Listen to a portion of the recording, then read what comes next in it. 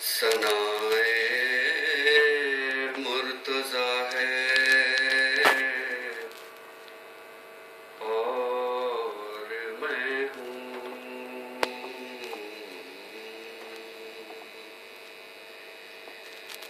ثنائے مرتضیٰ ہے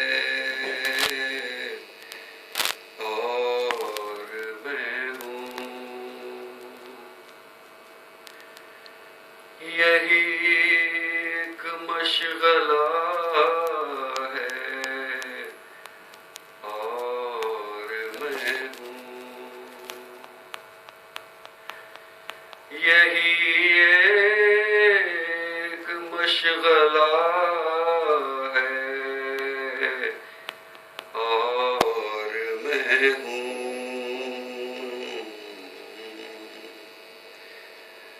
ثنائے مرتضیٰ ہے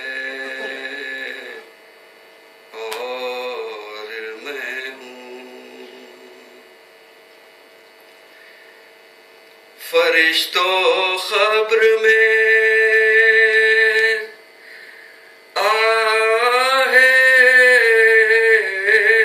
آہستہ بولو،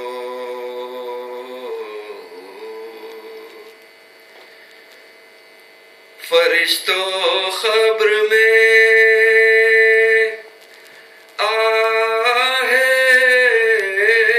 آہستہ بولو، یہاں شیر خدا ہے اور میں ہوں، یہاں شیر خدا ہے اور میں ہوں، مجھے آتی ہے جب بھی یاد سرور،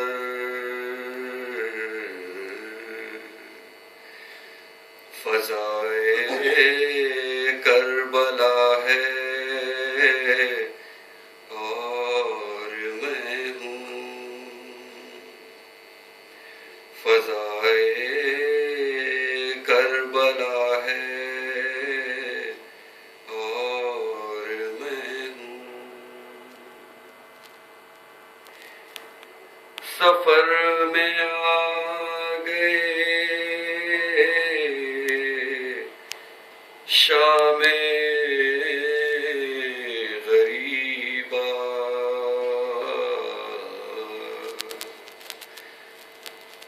سفر میں آ گئی شام غریبا، لعینوں کی جفا ہے اور میں ہوں، لعینوں کی جفا ہے اور میں ہوں، ثنائے مرتضیٰ ہے اور میں ہوں، بس یہی ایک مشغلہ ہے اور میں ہوں، ثنائے مرتضیٰ ہے اور میں ہوں، سلوات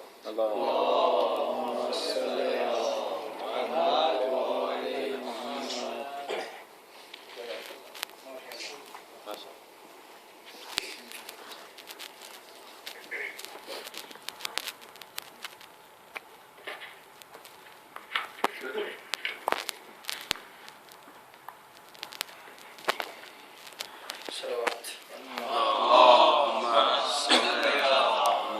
محمد وعلى محمد. آپ لوگوں سے ریکویسٹ ہے کہ تھوڑا سا قریب آ جائے سامنے. سوری زحمت ہوگی کہ ٹھیکہ چلا جائے گا، لیکن مختصر مجلس ہے انشاءاللہ. ایک اور باواز بلند صلوات ارشاد فرمائیں. اللهم صل على محمد وعلى محمد.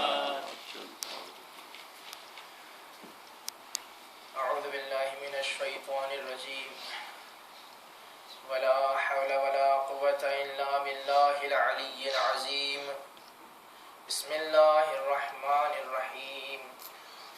الحمد للہ الذی دلع لسان الصباح بنطق تبلجه وصرح قطع اللیل المظلم بغیاہب تلجلجه واتقن صنع الفلك الدوار في مقادیر تبرجه وشعشع ضیاء الشمس بنور تأججه وصل اللهم على الدليل إليك في الليل الأليل والماسك من أسبابك بحبل الشرف الأطول والناصر الحسب في ذروة الكاهل الأعبل والثابت القدم على زحاليفها في الزمن الأول حبيبنا وطبيب نفوسنا أبي القاسم محمد. اللهم صل على محمد وعلى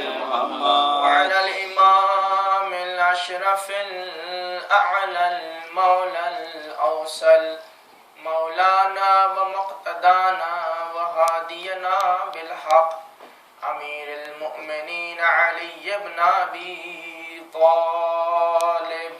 اللهم صل على محمد وعلى محمد. وأهل بيته الطيبين الطاهرين المعصومين المظلومين لا سيما على بقية الله في الأرضين وحجته على الخلائق أجمعين الإمام 12 الهادي المنتظر.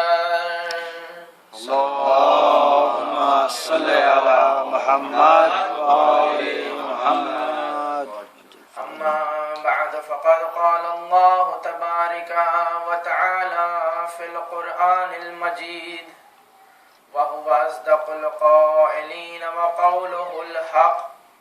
بسم الله الرحمن الرحيم.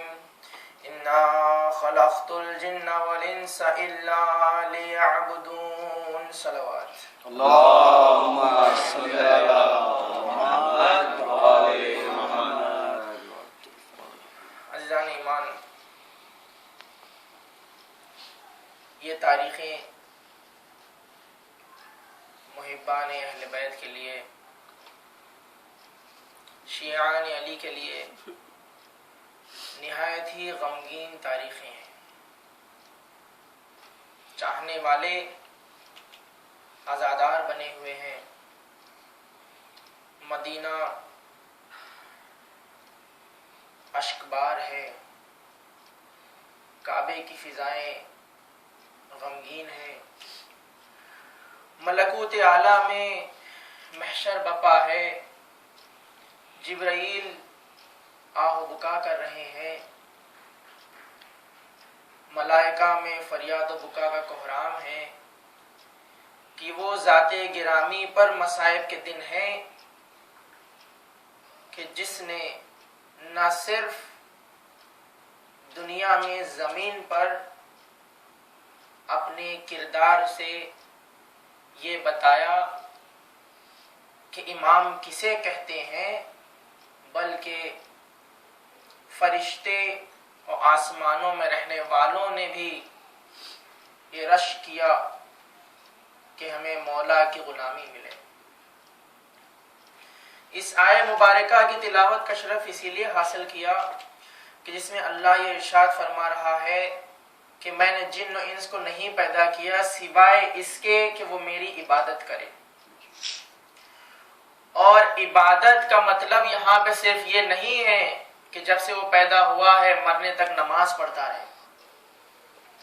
صرف یہ نہیں ہے کہ وہ ہر روز روزہ رکھے، صرف یہ نہیں ہے کہ وہ خمس ادا کرے، حج کرے، زکوٰۃ دے، بلکہ یہاں عبادت وہ عبادت ہے جو بندگی میں شمار ہو، یعنی انسان اپنی زندگی کو ایسے بسر کرے جو منمانی نہیں بلکہ بندگی میں شمار کی جائے، اس کی زندگی اللہ کی بندگی میں ایسے ہو کہ وہ جو بھی کام کرے اللہ کے بتائے ہوئے قوانین پر ایسے کرے کہ وہ بندگی کہلائے۔ اور چھٹے امام جعفر صادق علیہ السلام، اللہم صلی علی محمد و آل محمد، جب پوچھا گیا تو امام نے فرمایا کہ اس یعبدون سے مراد یعرفون ہے، یعنی اللہ کو پہچانے، قربت اختیار کرے۔ جب قربت اختیار کرے اور پہچانے اور معرفت حاصل کرے تو انسان یقیناً اس کا مطلب یہی ہے کہ اپنی زندگی میں ہر سانس، ہر لمحہ جو بھی کام کرے اس کام میں اس کی معرفت یہ رہے کہ جتنے بھی کام وہ کر سکتا ہے تو وہ قربتاً اللہ ہو، جو بھی کام کر رہا ہے وہاں اسے یہ احساس رہے، یہ خیال رہے کہ وہ کوئی ایسا کام نہ کر رہا ہو جو گناہ کا مرتکب اسے ٹھہرائے اور جو اسے سزاوار رکھے کہ یہ اللہ کے قوانین کے خلاف عمل کر رہا ہے۔ تو اس آیت کی تلاوت کا مقصد یہی تھا کہ حیات امیر المومنین اس کے لیے بہترین نمونہ عمل ہے۔ اگر ہم امام کی زندگی کو 3 حصوں میں دیکھیں، یقیناً آپ حضرات حیات امیر المؤمنین سے واقف ہیں، اکثر ہم سنتے ہیں، کتابوں میں پڑھتے ہیں، مووی میں بھی دیکھا ہے، امام علی علیہ السلام شہید کوفہ۔ جتنا ہو سکتا ہے ہر کوئی، ایک بچہ بھی واقف ہے اپنی حد تک جو بھی جانتا ہے، میں بھی آپ ہی کی طرح ایک طالب علم ہوں، جو کچھ میں جانتا ہوں۔ تو میں نے یہ سوچا کہ آج ہم اس رخ سے حیات امیر المؤمنین کا جائزہ لیں، سمجھیں کہ امام کی 3 حصوں میں زندگی کو تقسیم کریں اور اسے سمجھیں کہ اگر امام کی زندگی کی انالیسس لی جائے تو ہم 3 ٹکڑوں میں اسے سمجھنے کی کوشش کر سکتے ہیں۔ وہ پہلا حصہ تھا کہ جو رسول خدا کے ساتھ حضرت علی علیہ السلام نے ہمیشہ جہاں جہاں مدد و نصرت رہی ہے وہاں مولا کائنات موجود رہے ہیں، اسلام کے آغاز سے لے کر اسلام کے اکمال تک، جہاں نعمتوں کو تمام کرتے ہوئے اللہ کے رسول نے مولا کائنات کو اپنے ہاتھوں پہ اٹھا کے کہا کہ بار الہ اسے دوست رکھنا جو علی کو دوست رکھے، اسے دشمن رکھنا جو علی سے دشمنی کرے، اس کی مدد کرنا جو علی کی مدد کرے، اسے ذلیل و خوار کرنا جو علی کی سے بغض رکھے۔ صلوات پڑھے محمد اللہم صلی علی محمد و آل محمد، اور وفات رسول تک۔ یہ ایک حصہ ہے مولا کائنات کی زندگی کا، جس میں مولا کائنات نے دعوت ذوالشیرہ سے لے کر وفات رسول تک، تدفین رسول خدا تک، ہر مقام پر رسول خدا کے ساتھ ساتھ اپنے صبر کو بھی بتایا، اپنے حلم کو بھی بتایا، اپنی شجاعت کو بھی بتایا، اپنے علم کو بھی بتایا۔ جنگوں کا تذکرہ کیا جائے تو غزوہ تبوک، جنگ بدر، جنگ احد، ہر مقام پر مولا کائنات موجود ہے۔ مصائب کا ذکر کیا جائے، ہجرت کے وقت موجود ہے، ہجرت سے پہلے موجود ہے، ہجرت کے بعد موجود ہے، عام الحزن میں موجود ہے کہ وہ سال جہاں جناب ابو طالب کی شہادت ہوئی، جناب خدیجہ کی شہادت ہوئی، تو رسول خدا نے اتنا گریہ کیا اور کہا کہ یہ یقیناً عام الحزن ہے، یہ گریہ کا سال ہے، عام الحزن قرار پایا۔ اس وقت بھی مولا کائنات ساتھ موجود ہے، اس وقت بھی مولا کائنات ساتھ موجود ہے جہاں شیب ابی طالب میں اسی رسول پر قریش نے بائیکاٹ کیا کہ کوئی ان سے معاملات نہ رکھے۔ یہ پہلا حصہ تھا، یہ پہلا دور تھا، اور اس دور میں تمام فضائل کے ساتھ ساتھ رسول خدا نے بھی مولا کائنات کے لیے فضائل میں حدیثیں بیان کیے، بہت سے مقامات تھے جہاں علی کے فضائل کو مولا کائنات نے نمایاں طور پہ بتایا.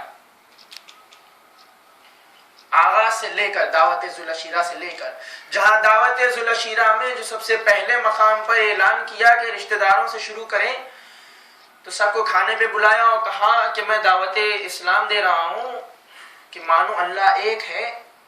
تو وہاں سوائے مولا کائنات کے کوئی اور مدد کے لیے نہیں اٹھا. 3 مرتبہ رسول خدا نے آواز دی. اس کے بعد یہی کہا کہ میرا بھائی میرا وسیع اور میرا جانشین ہوگا اور میرا مددگار ہوگا. وہاں سے لے کر حیات رسول کے ختم ہونے تک یہ ایک حصہ ہے مولا کائنات کی زندگی کا.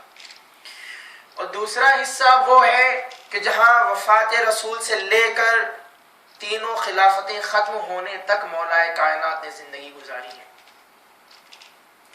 یہ وہ زمانہ ہے کہ جہاں مولا کائنات نے اپنی ذوالفقار کو میان میں رکھا اور اسلام کو ہر موقع پہ بچایا کہ جہاں آ کے جو ذمہ دار اسلام کے بنے بیٹھے تھے بچا نہ سکے, جو یہ کہتے رہے کہ عقیلونی عقیلونی کہ مجھے چھوڑو, اگر علی تمہارے درمیان ہے تو اس سے بہتر کچھ نہیں ہے, ان سے حاصل کرو.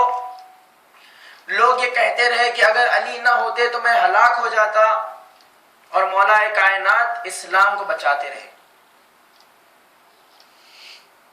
آخری دور تک. حتیٰ کہ آخری دور میں امت مسلمہ اس موقع پر پہنچ گئی کہ اپنے خلیفہ کو قتل کرنے کے لیے پانی بند کر دیا, چاہے کہ خلیفہ حق پہ ہو یا نہ ہو, چاہے کہ امت اس کے خلاف ہو, لیکن صرف مولا کائنات نے انہیں پانی پہنچایا.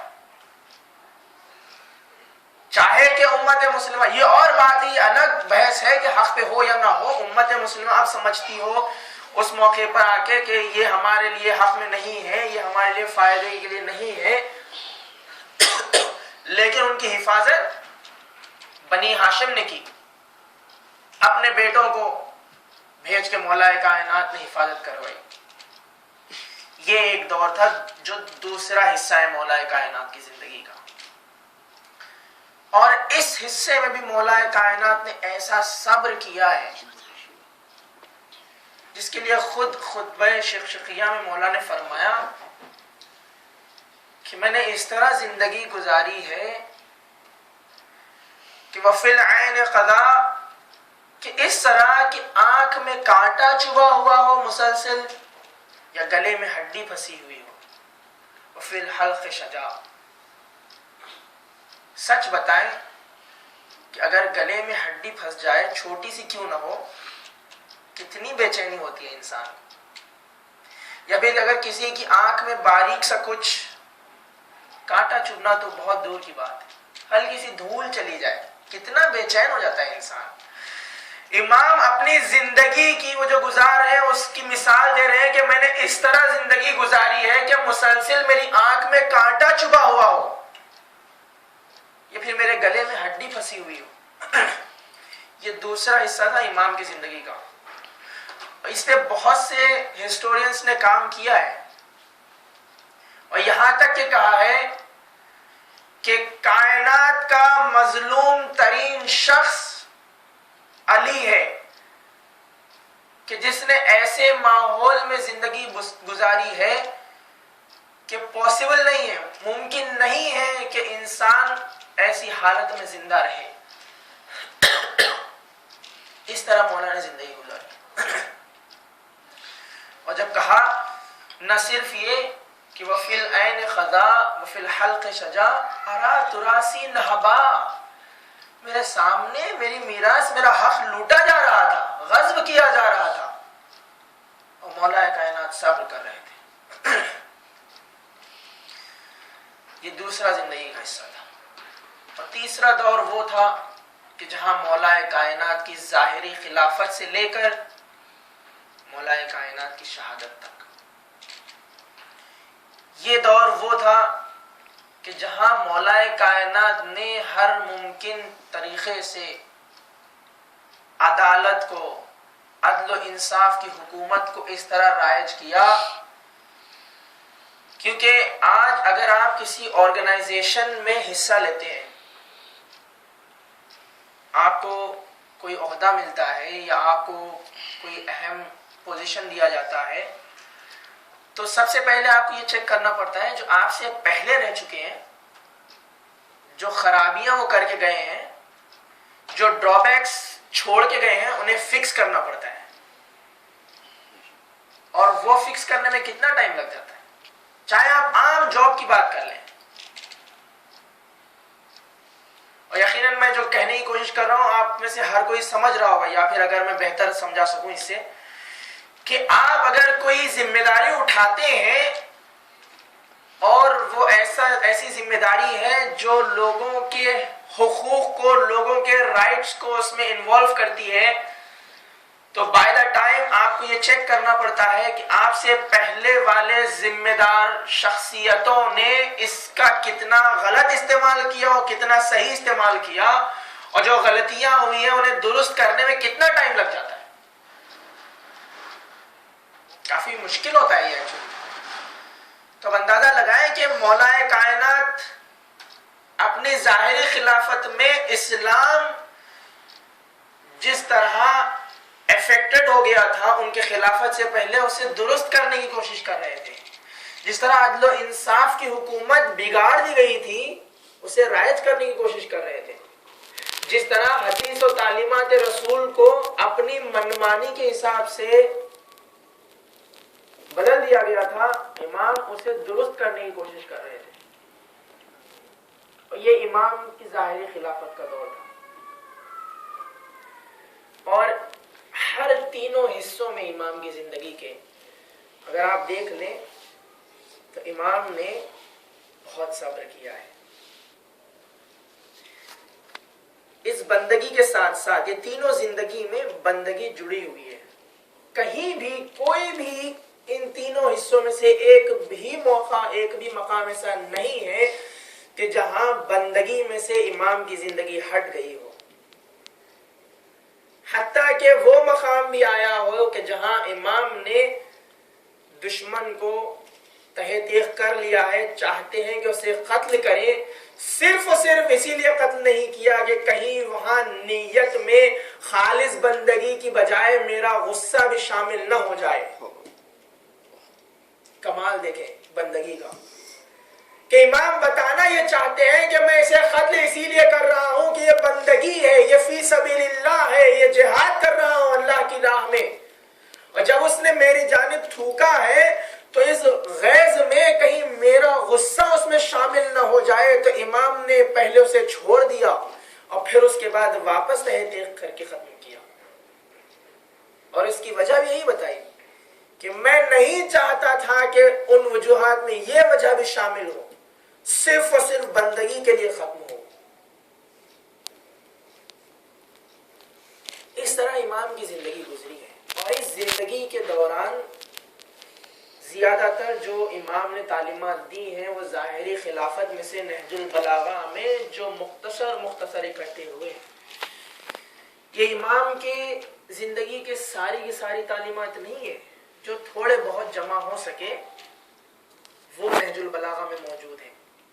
جو تھوڑے بہت خطبات، جو تھوڑے بہت خط مولا نے لکھے تھے، کائنات میں کون سا ایسا لیڈر ہے، کون سا ایسا پرائم منسٹر، پریسیڈنٹ، گورنر ہے کہ جو اپنے نمائندے کو یہ کہہ رہا ہے کہ دیکھو خیال رہے کہ رعایا کے ساتھ اس طرح سلوک کرنا کہ تم ان میں سے محسوس ہو. مولا کائنات ہے.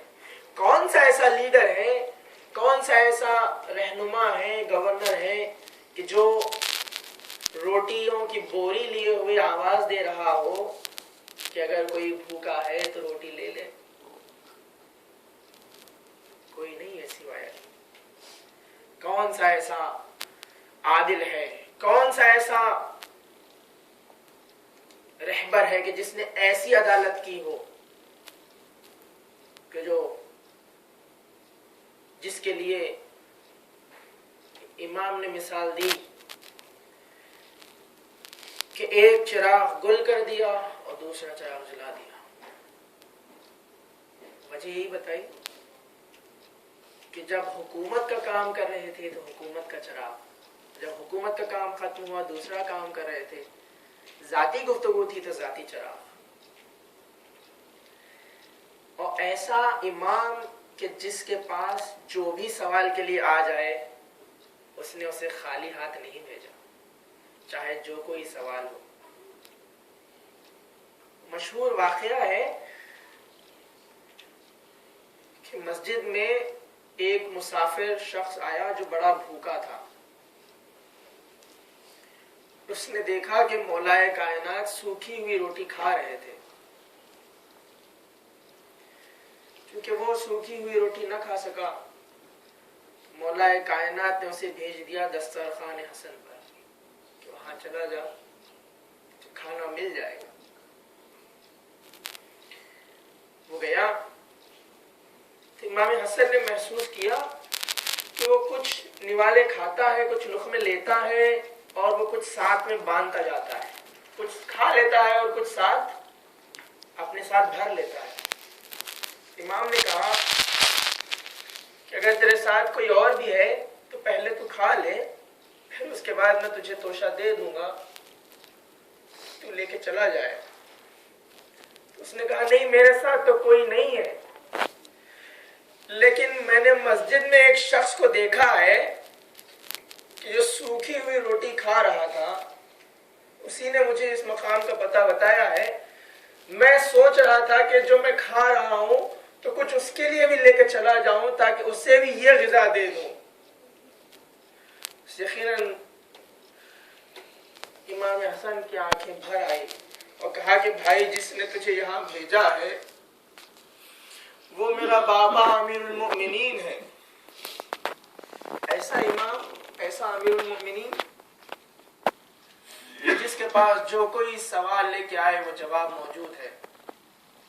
اور یہی مولا کائنات ہے کہ جو شب قدر آئی ہے تو کبھی آسمان کی طرف دیکھتے ہیں اور کہتے ہیں اللہم بارکنی فی الموت، بار الہا موت کو علی کے لیے مبارک قرار دے۔ کون سا ایسا عابد ہے کہ جس نے موت کے لیے دعا کی ہے تو یوں دعا کی ہے کہ موت کو علی کے لیے مبارک قرار دے؟ کبھی نماز ہوتی ہے تو کبھی صحن خانہ میں آ کے آسمان کی طرف دیکھتے ہیں اور یہی دعا کرتے ہیں۔ عبادتیں ہوئی اور بیٹی نے دیکھا کہ بابا کا عجب حال ہے، جو پہلے کبھی اس طرح کا حال نہیں تھا۔ پوچھا تو یہی کہا کہ بیٹا ام کلثوم، علی نے بڑے بڑے شجاعان عرب کو تہہ تیغ کیا ہے، بڑے بڑے مارکوں کو سر کیا ہے، لیکن اب اس سے ملاقات کا موقع ہے جو مالک دو جہاں ہے۔ اب اس کی بارگاہ میں جانا ہے جو پروردگار عالم ہے۔ اس کے بعد صبح 19 رمضان نمودار ہونے سے قبل مولا کائنات تیاری کر رہے ہیں کہ اب مسجد میں جائیں۔ یوں تیاری ہوئی کہ قدم قدم پر نشانیاں دے رہے ہیں، وضاحت کر رہے ہیں، بتا رہے ہیں کہ مولا کائنات کہاں جانے والے ہیں۔ اور کسی کو آنے کی اجازت نہ تھی، باقی سب جو موجود تھے وہ دوسری تیاریوں میں، مختلف روایتیں ہیں اس میں مصروف تھے۔ مولا کائنات تیاری کرنے لگے کہ نماز کے لیے مسجد کو تشریف لے جائیں، اور تیاری کرتے ہوئے اسی طرح دعا کرتے ہوئے جب گھر سے نکلنے لگے تو یہی وہ چھوٹے چھوٹے مقامات ہیں جہاں مولا کائنات نے بتایا ہے۔ مرغابیاں آئیں اور مرغابیوں نے گھیر لیا۔ یہاں بھی امام نے وصیت کی کہ بیٹا ان کا خیال رکھنا، اگر ان کے کھانے پانی کا انتظام نہ کر سکو تو پھر انہیں آزاد کر دینا۔ اور پھر اس کے بعد راستے سے چلتے ہوئے جانے لگے تو محسوس کیا کہ کوئی اور بھی چاہنے والا آ رہا ہے پیچھے۔ امام نے پلٹ کے پوچھا کون؟ وجہ تو یہی کہا نا مولا زمانہ پورا شوب ہے، چاہتا ہوں کہ آپ کی حفاظت کے لیے آؤں۔ امام نے کہا ہے خنبر مجھے آسمانی بلاؤں سے بچاؤ گے یا زمین کی بلاؤں سے بچاؤ گے؟ عمر نے کہا کہ مولا آسمانی بلاؤں سے نہیں بچا سکتا، لوٹ جاؤ۔ مولا کائنات مسجد میں قدم رکھنے آئے ہیں، یقیناً یہاں یہ کہوں کہ اے مسجد اپنے دامن کو اس طرح کشادہ کر لے کہ علی جیسا عابد پھر نہیں ملنے والا۔ یہ علی کا آخری قدم ہے جو مسجد میں اس طرح آ رہے ہیں، اپنے قدموں پہ چل کے آ رہے ہیں لیکن اس طرح واپس نہیں جائیں گے۔ یہاں آ کے بھی مولا کائنات نے اس ملعون کو اپنی ٹھوکر سے جگایا کہ اٹھ جا، نماز کا وقت ہونے والا ہے۔ وہ ملعون جو تلوار کو چھپائے ہوئے انتظار میں تھا کہ مولا کائنات مسجد میں آئے اور اسے موقع ملے، اس نے اس طرح کیا کہ وہ اٹھ رہا ہے۔ مولا کائنات وہیں کھڑے ہو گئے اور اس کے بعد کہا کہ میں جانتا ہوں کہ تو ایسے امر عظیم کا ارادہ کر کے آیا ہے، قریب ہے کہ آسمان سے سیاہ آندھیاں چلے، زمین کو زلزلہ ہو۔ اور مولا کائنات محراب عبادت کی طرف چلے۔ ارباب اعضاء، یہ وہ ماحول تھا کہ یقیناً کوفے کی گلیوں میں ایک عجب سکوت طاری تھا کہ نہیں معلوم کیا ہونے والا ہے۔ ایسے محسوس ہو رہا ہے کہ یقیناً کچھ حادثہ پیش آئے گا لیکن سمجھ میں نہیں آتا کہ کیا ہونے والا ہے۔ جب مولا کائنات نے اذان کے لیے ایک مرتبہ کھکارا اور اذان کا آغاز کیا تو وہ بھی ایسا ماحول تھا کہ کوفے کی گلیوں اور کوچوں میں یہ آواز اس طرح گونج رہی تھی کہ شاید یہ اذان کی آواز پھر سننے کے لیے نہیں ملے گی۔ اذان مکمل ہوئی، نماز کا آغاز ہوا۔ یہاں وہ مقام ہے، ابن ملجم ملعون نے نہ صرف تلوار کے زخم کا استعمال کیا بلکہ وہ تلوار تھی جس کو زہر میں بہت دیر تک اس طرح ڈبو کے رکھا کہ زہر تلوار میں اس طرح سما گیا کہ ملعون کو یہ ڈر تھا کہ اگر علی جیسا بہادر کہ جس کے لیے تلوار کا زخم کچھ نہیں ہے، وہ عابد کہ جس کے زانوں میں نیزہ لگا ہو تو وہ حالت نماز میں نکال لیا جائے اور خبر بھی نہیں ہوتی، تو کہیں ایسا نہ ہو کہ وہ تلوار کے زخم سے باقی رہ جائیں تو زہر اپنا اثر ضرور کرے۔ ارباب اعضاء، مولا کائنات نے نماز شروع کی، تکبیرت الاحرام ہوئی، اللہ اکبر، بس دنیا سے ہاتھ اٹھا لیے، بارگاہ الہی میں اس طرح مولا کائنات عبادت میں مہو ہو گئے کہ بار الہ تو اکبر و